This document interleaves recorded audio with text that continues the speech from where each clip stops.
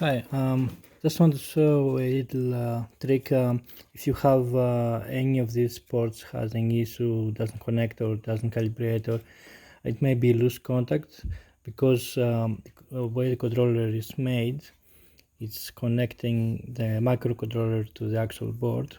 That is to save space. So all you have to do is just take it apart carefully, don't bend the pins. Okay. Then you can try to clean these pins with some alcohol, wipe a little bit, and place it back. While you're placing it back, you may move it a little back and forth to make sure that it will scratch against the contacts, that they have better contact. Okay, then make sure all the pins are aligned. Just press it all the way in.